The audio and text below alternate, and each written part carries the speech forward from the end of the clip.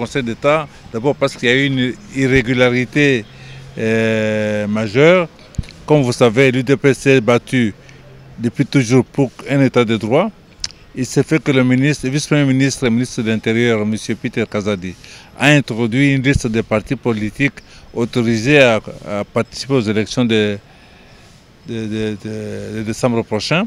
Et sur cette liste figurent 4 UDPS, UDPS Tibala, UDPS Moubake, UDPS Tshisekedi et UDPS Kibasa. Aucune de ces 4 UDPS ne dispose d'un numéro d'agrément à lui.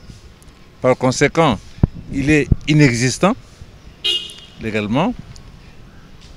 Par contre, l'UDPS originel qui détient un numéro d'agrément ne figure pas sur cette liste.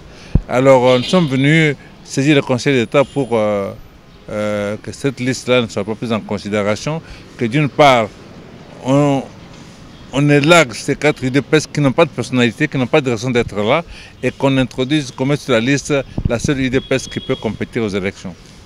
Et vous pensez que vos revendications seront vraiment prises en compte, d'autant plus que les 4 UDPS ont déjà été affichés sur la liste définitive? Mais la question est simple, madame. Donc, de notre côté, en tant qu'UDPS, nous sommes battus pour un état de droit. Une personne existe ou n'existe pas.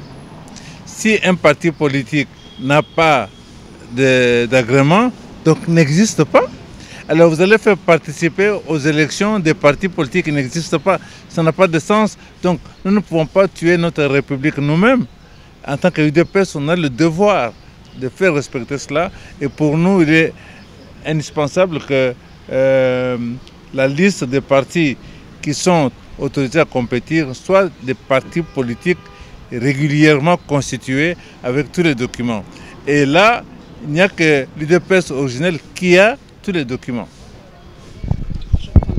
Je m'appelle Corneille Moulumba, je suis membre cofondateur de l'UDPS. Qu'est-ce que j'ai fait en Grippe? J'étais représentant de l'UDPS en Europe pendant de nombreuses années. On est là depuis le début, ça fait 43 ans que nous sommes dans cette affaire-là. Nous nous battons pour cette cause depuis lors. Et M. Corneille, on aimerait bien savoir quelle est la raison de votre présence ici au Conseil d'État? Écoutez, nous sommes venus au Conseil d'État d'abord parce qu'il y a eu une irrégularité majeure. Comme vous savez, l'UDPS s'est battu depuis toujours pour un état de droit. Il s'est fait que le vice-premier ministre et ministre de l'Intérieur, M. Peter Kazadi, a introduit une liste de partis politiques autorisés à participer aux élections de décembre prochain. Et sur cette liste figurent 4 UDPS, UDPS Tibala, UDPS Moubake, UDPS Tshisekedi et UDPS Kibasa. Aucune de ces 4 UDPS ne dispose d'un numéro d'agrément à lui.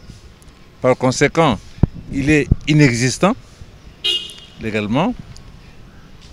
Par contre, l'UDPS originel qui détient un numéro d'agrément ne figure pas sur cette liste.